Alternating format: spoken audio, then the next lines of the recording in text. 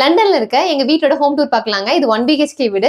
வீட்டோட ஹால்வே இது. என்ட்ரு ஆனதுமே இந்த பக்கம் வந்து வாஷ்ரூம் கொடுத்திருக்காங்க. லண்டன்ல இருக்கிற மேக்ஸிமம் வீடுகளை டப் தாங்க கொடுத்திருப்பாங்க. எங்க வீட்லயும் டப் தான் இருக்கு. இதனால எங்க பாப்பா தான் ரொம்ப நல்லா என்ஜாய் பண்றாங்க. பாத்ரூம்க்கு அப்படியே ஆப்போசிட்ல வந்து ஒரு குட்டி ஸ்டோரேஜ் மாதிரி கொடுத்திருக்காங்க. அங்க வீட்டோட வாட்டர் கனெக்ஷன், எலக்ட்ரிசிட்டி கனெக்ஷன்ஸ் எல்லாம் போகும். ஹால்வேல இருந்து ஸ்ட்ரெயிட்டா பெட்ரூம் கொடுத்திருக்காங்க. எங்க வீட்ல காட் கிடையாது, பெட் தான் கீழே போட்டிருக்கோம் பாப்பா இருக்கறனால. பெட்டுக்கு அப்படியே பக்கத்துல பாத்தீங்கன்னா ஒரு பெரிய வார்ட்ரோப் இருக்குங்க.